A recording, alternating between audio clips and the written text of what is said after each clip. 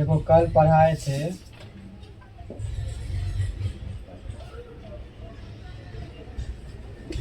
थे अम्ल के प्रकार। कल वाला भी थोड़ा बोल देते हैं, तो नया आता है, तुम भी कल नया आता, ये भी कल, ये लोग सब नहीं आता, नगरों का भी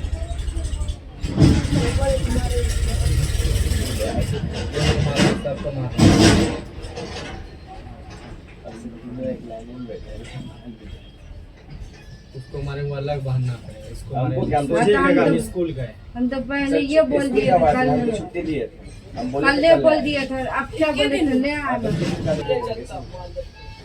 चलो सुनो, अम्ल के प्रकार। एगो होता है प्रबल अम्ल यानी स्ट्रॉन्ग एसिड, और दूसरा होता है दुर्बल अम्ल वीक एसिड। वीक मतलब कमजोर। प्रबल अम्ल सुनो, वह अम्ल जो जल में घुलकर काफी मात्रा में H+ आयन प्रदान करती है, उसे प्रबल अम्ल कहते हैं। एग्जाम्पल में HCl, हमारा HCl भी जो है प्रबल अम्ल है। उसके बाद है H2SO4 और HNO3, ये सब क्या है? प्रबल अम्ल है, मतलब स्ट्रॉन्ग एसिड, मजबूत एसिड है। अगर तुम्हारे मुंह पर दे देंगे तुम्हारा मुंह जल जाएगा, मुंह दिखाने का किसी को लायक नहीं रहेगा। H2SO4 का सल्फ्यूरिक एसिड, HCl का हाइड्रोक्लोरिक एसिड। उसके बाद दुर्बल अम्ल वीक एसिड, वह अम्ल जो जल में घुलकर बहुत कम मात्रा में H+ आयन देती है, उसे दुर्बल अम्ल कहते हैं। जैसे CH3, COOH, H3BO3, H2CO3। अब है क्षार के प्रकार, प्रबल क्षार और दुर्बल क्षार। प्रबल क्षार मतलब स्ट्रॉन्ग बेस, वह क्षार जो जल में घुलकर काफी मात्रा में OH- आयन प्रदान करता है। OH जैसे बोल रहे हैं तो समझना क्या है? क्षार का बात हो रहा है। H+ बोलेंगे तो समझना अम्ल का बात हो रहा है, उसे प्रबल क्षार कहते हैं। और दुर्बल क्षार, वह क्षार जो जल में घुलकर बहुत कम मात्रा में OH- आयन प्रदान करती है, उसे दुर्बल क्षार कहते हैं। तो पीएच का मतलब क्या होता है? पीएच का मतलब आप सुनो, पीएच मान क्या है, फिर पूछेंगे किसी से भी। पीएच मान, किसी विलयन का पीएच मान उसमें उपस्थित H+ आयनों की सांद्रता के लघुगुणक के ऋणात्मक मान को पीएच मान कहते हैं। शुद्ध जल का पीएच मान 7 होता है, 10⁻⁻7 होता है। पीएच मान मतलब क्या समझा? किसी भी विलयन का, मतलब जैसे पानी को ले लो, पानी का पीएच मान कितना होता है, दूध का पीएच मान कितना होता है, सब लिखा है, खटल व खटल नहीं लिखाए हैं। स्केल, किसी भी पदार्थ के अम्लता तथा क्षारीयता के गुण को पहचानने के लिए सोरेनसन नामक वैज्ञानिक ने 1909 ईस्वी में एक स्केल दिया, जिसे पीएच स्केल कहते हैं। कम रहेगा उसको कहेंगे अम्ल, क्या कहेंगे? 7 से बेसी रहेगा तो कहेंगे क्षार। जैसे हम बोल रहे हैं पानी का पीएच मान 10 होता है, तो तुम लोग को मन में क्या चलेगा? 7 से बेसी है तो क्षार है, क्या? तो आज जब जिसका 7 रहे उसको उदासीन देख के बोल रहे थे, महान समझ रहे हैं। परीक्षा में कुछ लिख नहीं पाया, फेल हो गया, रिजल्ट आज देंगे। जो सब जिस पे फेल निकल रहेगा उसको मारेंगे। उसके बाद है उदासीनीकरण अभिक्रिया। अम्ल और क्षारक आपसी अभिक्रिया करके लवण और जल बनाती है। इस प्रकार इस अभिक्रिया को उदासीनीकरण अभिक्रिया कहते हैं। किसका फिगर अच्छा है दिखाना? तो फिगर बनाया था VIP, हम तो नहीं किए थे, बनाने का VIP रौनक का VIP। जैसे यही देखो, जैसे ही इधर से अम्ल डाल रहे हैं, इधर से क्षार डाल रहे हैं, ठीक है, दोनों मिल के लवण और जल बना दिया इसे।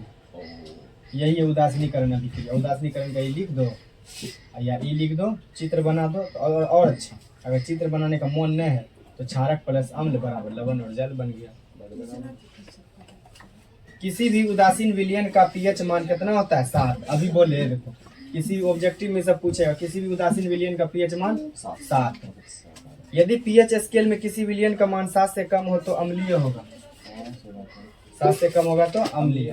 7 से ज्यादा कहाँ से लिखी फिर अम्ल की शक्ति? ये किसका कॉपी है रे? ये सब लिखी रे? लिखा है, अब बोर्डे पर से समझा। अब देखो, यदि पीएच स्केल में किसी विलयन का मान 7 से कम होता है तो क्या कहलाता है? अम्लीय कहलाता है। हमको यही ये सब नहीं हो जाए, यहाँ से लेकर के यहाँ तक नहीं भी जानेंगे ना, बस यही खाली एक बार देख लेंगे ये लिख करके तुम लोग अपने घर के स्टडी के पास चिपका दो, तो कहीं वो नहीं भूलेगा। 7 से कम रहेगा तो अम्ल, 7 से बेसी रहेगा क्षार, और 7 रहेगा तो उदासीन। और यही चीज को जो इतना लिखना पड़ा हमको, क्योंकि तुम लोग बेवकूफ हो। अम्ल की शक्ति, किसी विलयन का पीएच मान 7 से कम होने पर H+ आयन की सांद्रता बढ़ती है, जिस कारण अम्ल की शक्ति भी बढ़ने लगती है। वही बात है। यदि पीएच स्केल में किसी विलयन का मान 7 से अधिक हो तो क्षारीय होगा। क्षारक की शक्ति भी पूछ रहा है। किसी विलयन का मान 7 से अधिक होने पर OH आयन की सांद्रता बढ़ती है, जिस कारण क्षारक की शक्ति भी बढ़ जाती है। दैनिक जीवन में पीएच का महत्व। दैनिक जीवन में पीएच का महत्व बहुत तरह का होता है। रक्त और हमारा शरीर, अम्लीय वर्षा, और है पाचन तंत्र में हमारा रक्त और हमारा शरीर का पीएच 7.0 से 7.8 के परास यानी रेंज के बीच में कार्य करता है। जीवित प्राणी केवल पीएच परास यानी रेंज में ही जीवित रह सकते हैं। अम्लीय वर्षा की हानियां। जब वर्षा जल का पीएच मान 5.6 से कम हो जाता है तो अम्लीय वर्षा कहलाती है। जब अम्ल वर्षा का पानी नदी में प्रभावित होता है मतलब जब बारिश होता है, अम्लीय वर्षा वाला बारिश होता है, वही नदी में प्रवेश करता है तो पूरा पानी को कैसा कर देता है, अम्लता ला देता है सब पानी में, जिस कारण पानी में जो सब चीज़ रहता है, जीवित रहता है, उसको नुकसान होता है। अगर परीक्षा में आ गया अम्ल वर्षा के बारे में लिखे या अम्ल वर्षा की हानि लिखे तो सोझे उसके बारे में लिख देना, ठीक। अगर पढ़ल रहेगा तब तो नदी के जल का पीएच मान कम हो जाता है। नदी का जैसे पीएच मान कम हुआ, जैसे रौनक तुम बता, जैसे पीएच मान कम हुआ तो क्या हो जाएगा, अम्लता बढ़ जाएगा। क्या मान कम हो जाता है, इस जलीय जीवधारी को कठिनाइयों को झेलना पड़ता है। उसके बाद है अल्पकम। अल्प का मतलब होता है कम। अल्प का मतलब कम अम्लीयता।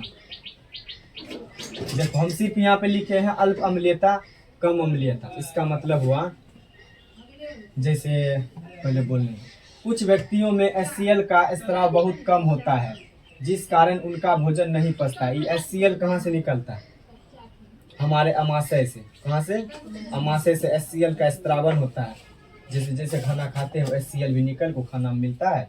HCl खट्टा होता है जो कि हमारे भोजन को पचाता है पेट में। क्या तो HCl का स्त्राव बहुत कम होता है। कुछ व्यक्तियों में HCl का स्त्राव बहुत कम होता है, जिस कारण उनका भोजन नहीं पचता अथवा कम पचता है। ऐसी अवस्था को अल्प अम्लीयता यानी अपच कहते हैं।